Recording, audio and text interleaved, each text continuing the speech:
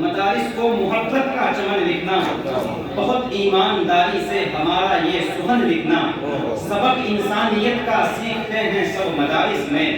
مدارس کے ہر ایک دشمن کو غدار وطن لکھنا، سبق انسانیت کا سیکھتے ہیں سب مدارس میں، مدارس کے ہر ایک دشمن کو غدار وطن لکھنا۔ عزیزان محترم، ملا ہے تاج تو اتنی زیادہ تمکنت مت رکھ، ملا ہے تاج تو اتنی زیادہ تمکنت مت رکھ، کبھی یہ تاج اترتے ہی بدن پر سر نہیں رہتا، اور تجھے ایک روز آنا ہی پڑے گا تخت سے نیچے، ہمیشہ تو یہ سورج کی بلندی پر نہیں رہتا۔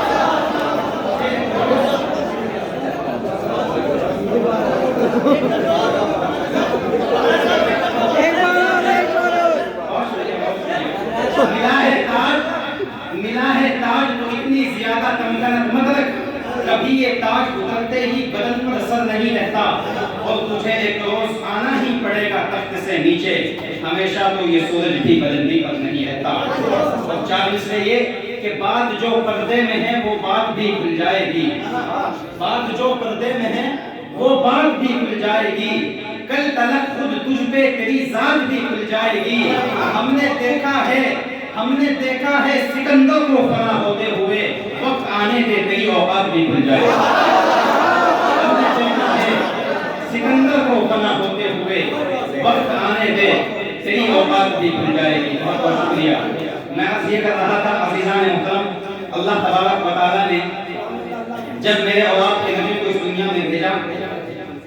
تو میرے اور آپ کے آقا یتیم پیدا ہوئے، لیکن اس کے باوجود اتنا اعلیٰ بنا کے بھیجا، اتنا حسین بنا کے بھیجا،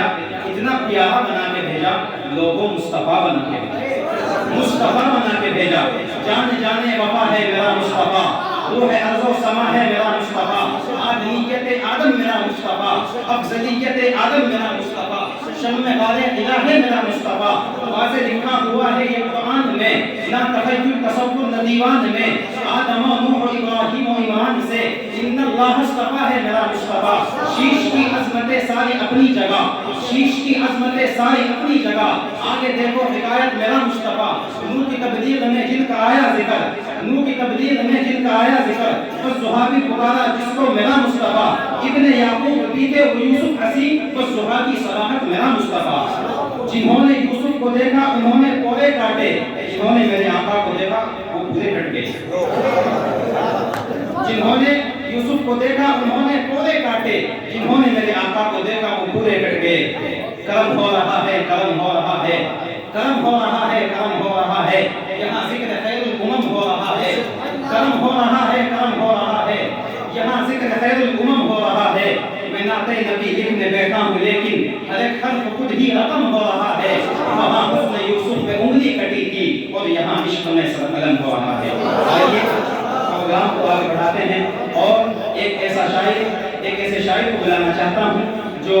الفاظ کی دوشیزاؤں کے پاؤں میں ترنم کی پائل باندھ کر انہیں احساسات و جذبات کی دھن پر رقص کرانے میں ماہر ہے، احساس کی گرمی، لہجے کی نرمی، جذبوں کی صداقت اور انسانیت کی خوشبو سے رچا بسا اس کا کلام ہوتا ہے۔ میری مراد جناب قاری محمد ہاشم صدیق سے ہے، تشریف لائیں اور بارگاہ رسالت مآب صلی اللہ علیہ وسلم میں